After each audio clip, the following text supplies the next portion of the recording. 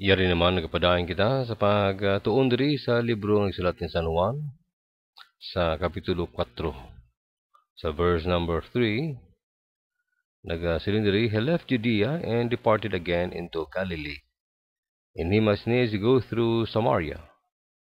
Then cometh he to a city of Samaria, which is called Sychar, near to the parcel of ground that Jacob gave to his son Joseph. Now Jacob's well was there. Being wearied with his journey, sat thus on the well, and it was about the 6th hour. There cometh a woman of Samaria to draw water.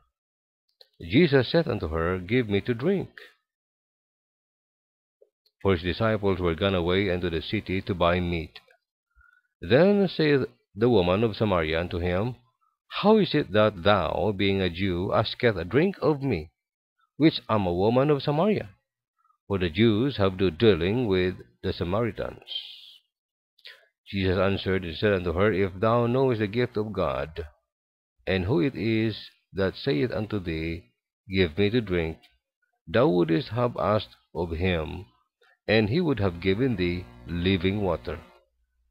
The woman said unto him, Sir, thou hast nothing to draw with, and the well is deep.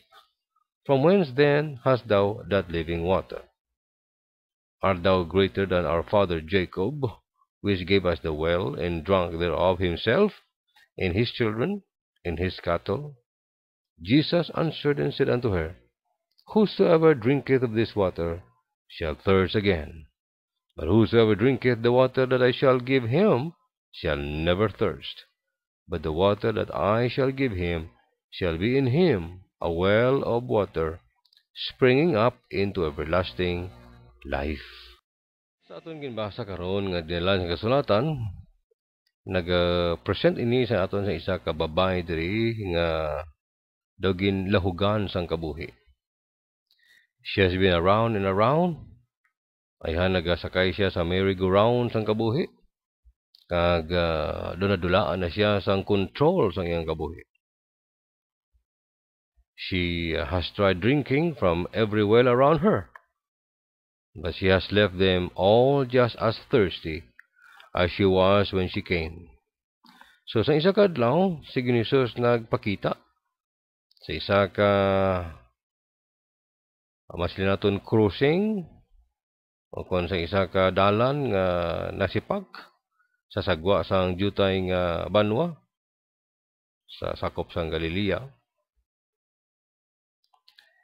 Na sugata niya didto isa ka babae, kag ang Ginoo nagbukas ang mata sa among babae sa kamatuoran nga may bag-o gali nga kabuhi.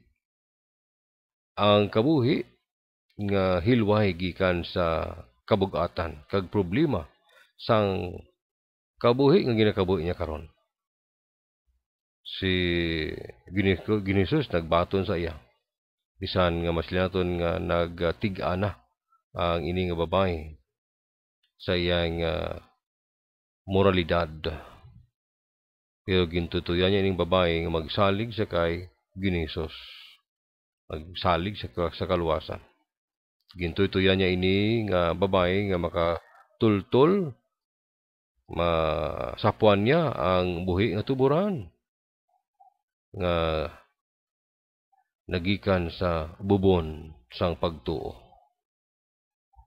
Kag kung makainom siya sang tubig nga hatag sang Ginoo, madiskubrihan niya nga there's more than water in his well. Nga hindi lamang tubig, hindi lamang kaluwasan niya mabaton, kundi sobra pa. So sa aton nga pag usisa karon sini nga dinlan nga kasulatan, kabay nga masapon naton diri nga ang ginahatag sang Ginoo, ang mahatag sang Ginoo sa aton, hindi lamang gali ang kaluwasan nga makainom kita sang tubig mabusog ang aton sang kaluwasan. There is more to it than just water in the well. Kitungod may mga dala pa nga ang Ginoo nga ihatag sa aton pagkatapos nga nakatamid kita sang tuburan sang kabuhi nga yara gid lamang sa iya. Primero bes ato makit-an diri nga ining babae masiling naton nga isa ka tragic nga makasasala. Ang trahedya sang iyang isolation. Ginpahilayo siya sa mga tao. Ang mga kababayen actually, kung magkadto sila sa bubon, aga pa sila nagakadto. Agod nga hindi nila masugata ang mainit nga silak sang adlaw, kag mabugnawan sila. Pero ining babae iya, nagkadto siya sa bubon sa pagsag-op ng tubig. Sa hindi kay kaagahon, hindi kay sa mabugnaw nga panahon, kundi nga mainit. Nagapalmahulay siya, nagapamalhas siya. Ang tuyo diri sini agud to nga hindi siya masakpan sang mga chismis o kun gossip nga mabatian niya sa dalanon. Masakpan naton nga ini nga babae suno sa versikulo 28, versikulo 17. Kag diri mismo man sa kapitulo 4 nga ini sa sinulatan ni Juan, nga ining babae may dako gid nga eksperyensya sa pangabuhi. Perhaps she had been with men who belonged to some of the other women. And perhaps she was often the topic of their gossip. Sa ilang pagpanag-ob sa tubig, amo na ang way sinuupod siyang mga kababayenan sa pagsagop ng tubig, kundi nga siya isa lamang siya nga dagon-dagon kadto sa bubon, kag naghingagaw sa kaudtuhon. Because she was an outcast socially. Kung anong problema niya, way siya kadto sa mga kababayenan. Sa baylo, sa mga kalalakinan siya nagapalapit. So in the course of her conversation with Jesus Christ, si Jesus naghambal sa iya that she is even isolated from God. Hindi lamang ginpahilayo siya sa sosyedad, kundi subuman ginsikway siya sang iya konsyensya kag kabuhi sa Dios. Malayo sa Dios. In other words, hindi lamang siya outcast socially, she was also an outcast spiritually. Sa pagkamaduod, nagalarawan siya sang tag-sa-tag sa katao karon nga adlaw, kangay nakon kag nimo. Kung wala pa ikaw sa personal nga relasyon sa kaig ni Jesus. Nga man, tungod kay ang Biblia nagsiling nga ang sinful condition sang tao amo ni nag-separate sa iya gikan sa Dios. So sa Isaiah 59 verse 2, our sin and our iniquity have separated us from God. O do ano ka miserable nga sitwasyon o kondisyon ini sa kabuhi sang tao kung siya nahamulag na siparar sa Diyos. To lack the ability to pray, to worship, and to fellowship with God is a horrible way to live. Apang madamo pa who are in that condition today. Nagapangamuyo matuod sila, apang ang Diyos wala nagapamati sa ila. Nagasulod man sila sa simbahan, apang hindi man sila makasimba. Hindi sila makasimba tungod kay ang espiritu kakamaturan wala sa ila.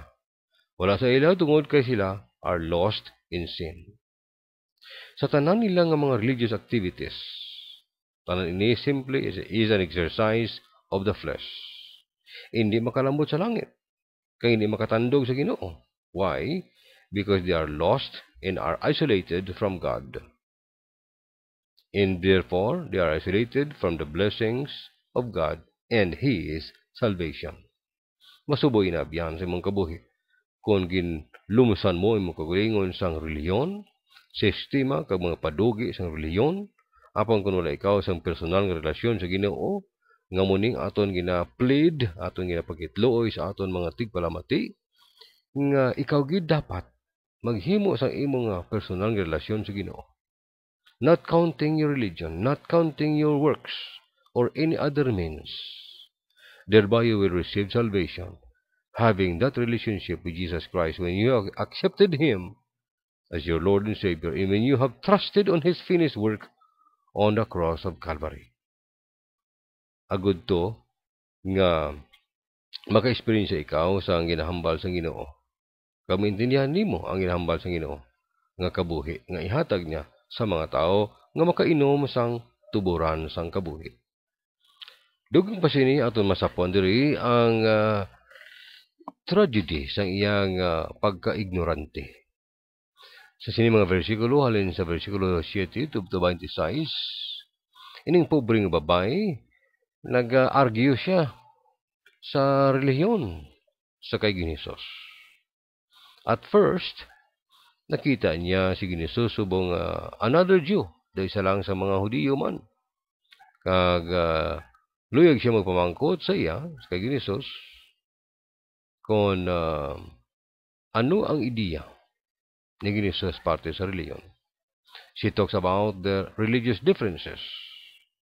She uses sarcasm and ridicule. She tries to bring up a religious dispute. Sa una pa nga natabo, in an attempt nga makapalagyo siya sa pagpenetrate sang Ginoo sa mga pulong niya nga kinahanglan sa iyang kabuhi. But through all of this, ginpakita ni Ginisos just how little she knows about God, about worship, and about herself. There is a versikulo 10, regardless of what she thought she knew, gin-point out diri ni Ginisos sa iya that there is one thing she does not know. She does not know who Jesus is, and that is the main thing. Si Ginisos na humble sa iya that if she only knew, she could ask Jesus for living water, and she would be forever satisfied. So she was left to herself. Ining babae now might have died thinking she was quite all right spiritually. Pero salamat sa Ginoo kay si Ginisos naglambot sa iyang kadudulman nga kabuhi kag gin-dispel, gin-pagwa, gin-buligan siya sa iyang ignorance parte sa Dios kag sa dalan sang kaluwasan. May nagsiling that what you don't know won't hurt you. Pero ako yung masiling nakon nga what you don't know can send you to hell. Ang butang nga wala nimo hibaluan, amo pa ning butang nga ayhan makadulong sa imo sa kalaglagan sa impyerno. Kamay may madamo nga mga tawo nga nagapangabuhi sa ignorance when it comes to know how to get to God. Madamo sa mga tao kangay sining babay nga ginbasa naton sa aton nga text nga they know about their church, they knew much about their church, they knew about Christianity, pero they don't know anything about the Bible. They don't know anything about how to get to heaven and how not to go to hell. Kag madamo naman ng mga religious leaders nga nahikay sang ginhambal sa kasulatan. Nga nagasiling sa John or Acts 16:31, believe on the Lord Jesus and thou shalt be saved. When actually that's the main thing. Kabay pang hindi mo mamiss ina. Muna pinaka-importante nga dapat himuon nimo, believe on the Lord Jesus Christ. He did not say believe on your church. He did not say believe on your personal belief or believe on the system and rituals and what you can do. Believe on that person, the Lord Jesus Christ, and thou shalt be saved. Ano himuon nimo? Ano ba lang ang ginhimo sang Ginoo para sa imo? Amo nang tuhan mo ang ginhimo niya. Agud tong ikaw makalikaw sang silot sang Dios sa mga tawo nga nagsikway sini.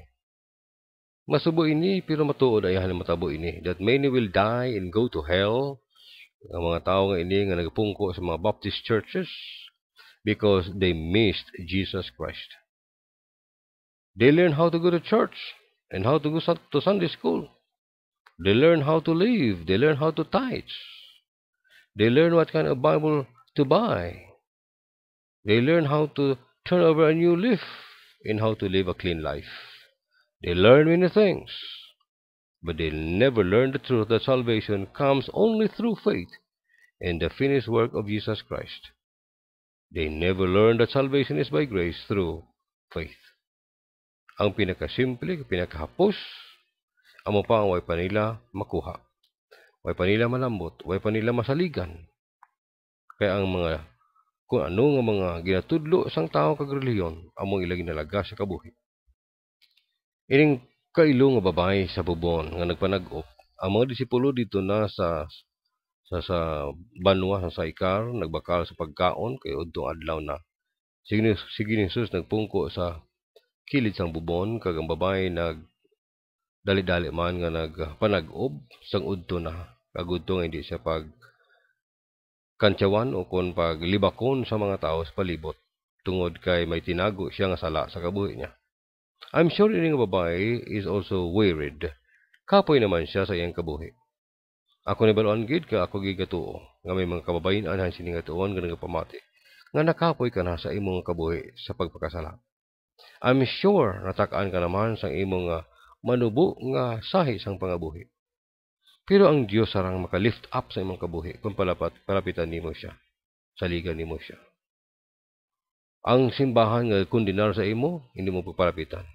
Ang Ginoo ang imo palapitan, kay He will never condemn you. He will forgive you. He will help you find the right way and the right path if you are wearied of your sins. Ang madasol nga kamatuoran nga makita naton diri nag-describe diri sa aton Ginoo. Isa ka tender Savior, malulu nga Ginoo. He is tender in His grace. Kita mo ang hambal diri sa pagpamuno sining passage. The Bible tell us that He must needs go through Samaria. Kinahanglan gid nga mag-agi siya sa Samaria. Do gini sa mga Hudiyo. Sa unang panahon ng Samaria amo ning kapital nga syudad sang Israel. Ang Israel mo na siya ang Northern Kingdom. Ang Jerusalem amo naman iya ang kapital nga syudad sang Judah. Diri sini nga duog madamo sa mga hybrid nga mga Hudiyo. Kag madamo diri sa mga masiling naton mestizo nga mga Hudiyo. Ang mga Samaritans nga ini mga katawhan ini sila nga hindi pure Jews kay hindi man pure Gentiles.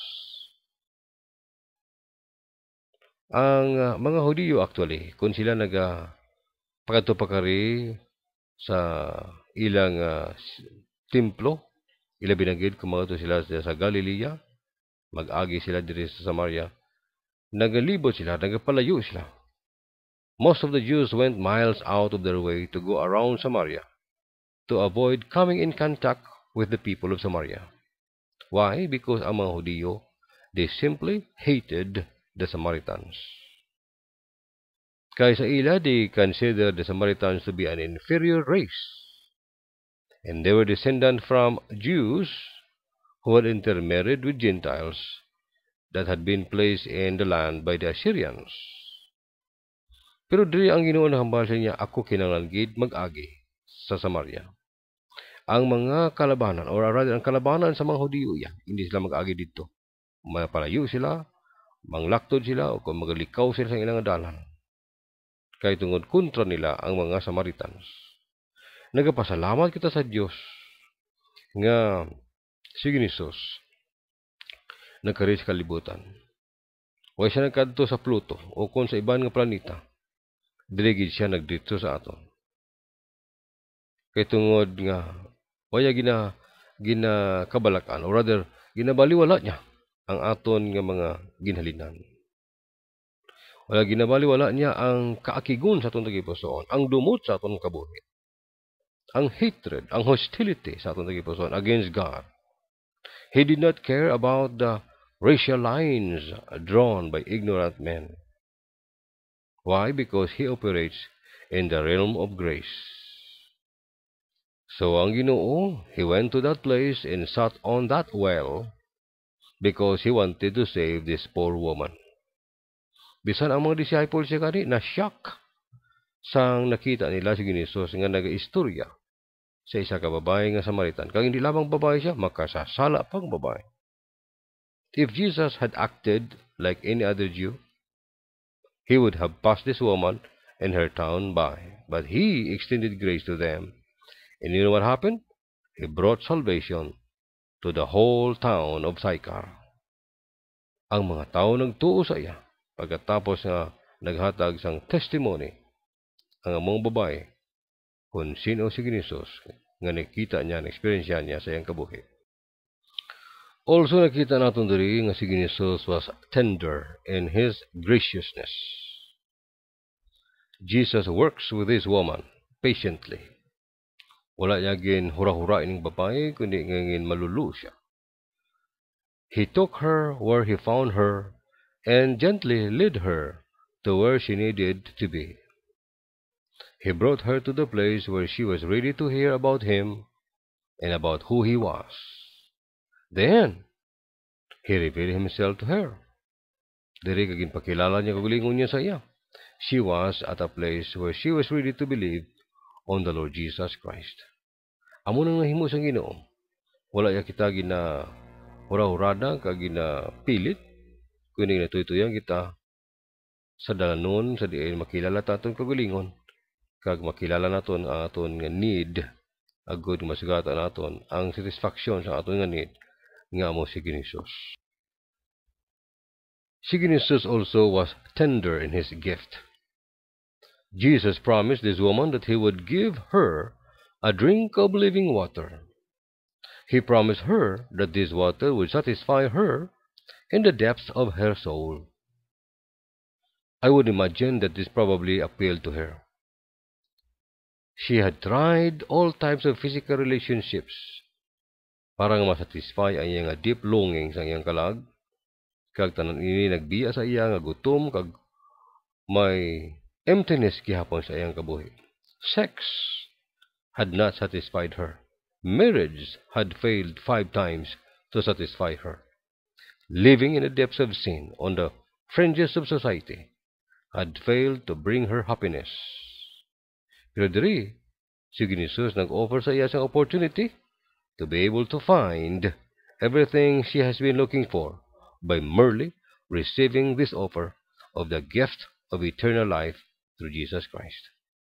Kabay paabyan nga ikaw mas imong kabuhi. Nasugata mo man ini nga kinahanglan sa imong kabuhi nga si Hesus ang makatag sa imo sang tuburan, sang kalipay, kag sang kabuhi nga walang tapusan. If only you will receive Him and trust Him as your Lord and Savior. Madamo nga salamat sa inyong pagpamati. Sa tingog sang